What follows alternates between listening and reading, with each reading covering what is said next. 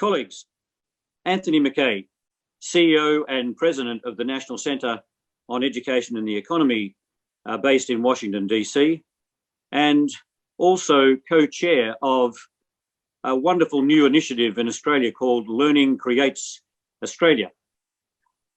Thank you for the opportunity of making a contribution to what is going to be a wonderful Learning Planet Festival, and the opportunity to make a contribution as one of a number of catalysts over what is promising to be an opportunity for us to share our work across multiple geographies.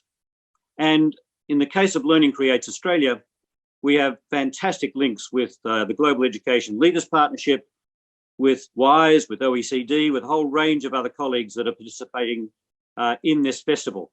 Let me give you just the outline of this initiative, and you'll recognise so many parts and aspects of this in relation to your own work. I'm being helped with this presentation, this short presentation with a series of slides, so I'll call for the first. So colleagues, you'll see that Learning Creates is an alliance of people and organisations of the very kind that all of us have been associated with over many years, and in this case, of course, committed to lifting the nation through a new era of learning. Next, please.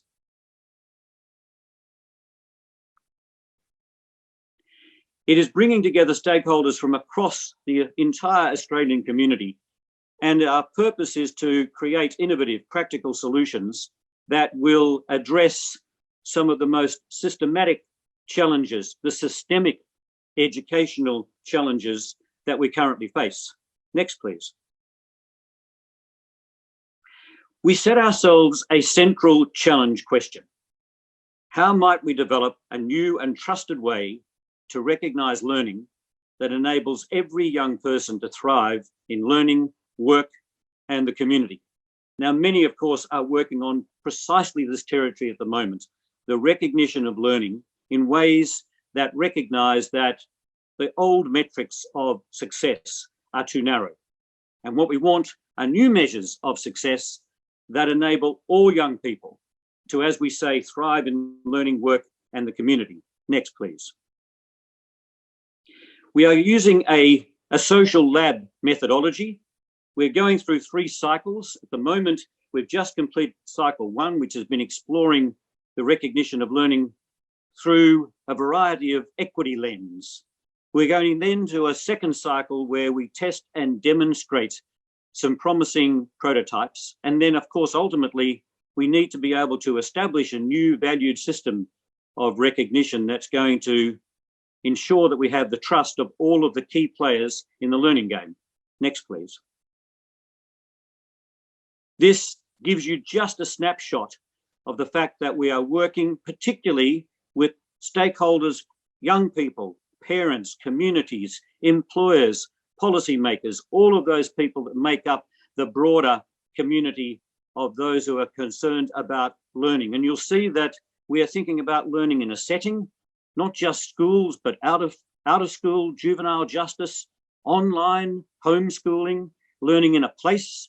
We are thinking very much of not just metropolitan, obviously, but rural and remote, urban, learner as a person with different diversities, neurodiversity, issues around disability, learners as people who come from low socioeconomic status, including migrants and refugees, learners who are different in a whole variety of ways, LGBTQI plus communities. And of course, in the case of Australia, an absolute commitment to ensuring that we recognise powerful learning amongst those who are First Nations people.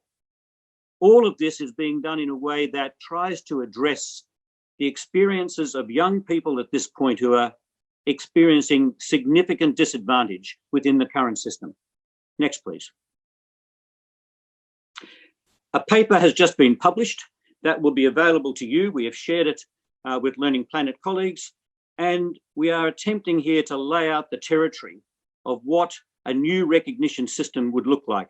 A system that recognises learning success for all young people, but of course, different sets of measures than the ones that we tend to have at the moment. And again, I've indicated that This is shared work across multiple geographies, but we are delighted that in Australia at the moment, we're able to build on previous work, and we hope to address in new ways breakthroughs that will help not only young people in Australia, but across geographies. Obviously, we will need a system that is able to generate trust. It can be used in ways that can really support particularly young people who are in their senior secondary years of education as they move to multiple pathways in a post-secondary environment. Next, please.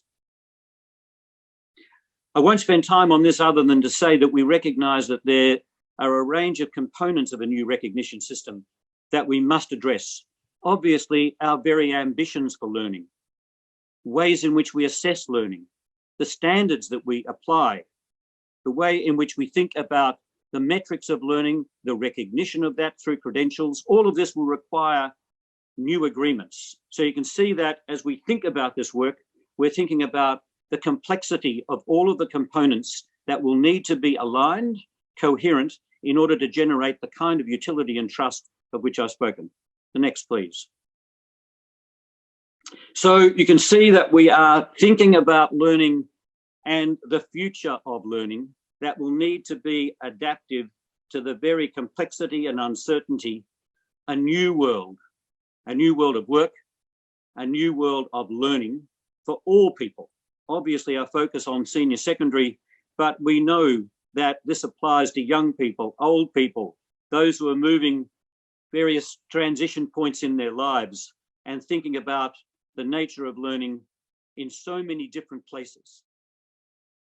So, colleagues, I hope that you get some of the challenge, some of the excitement, some of the promise that we feel that we have through Learning Creates Australia. We're looking forward to sharing that with you as we gather together and convene around the Learning Planet Festival. Thank you very much.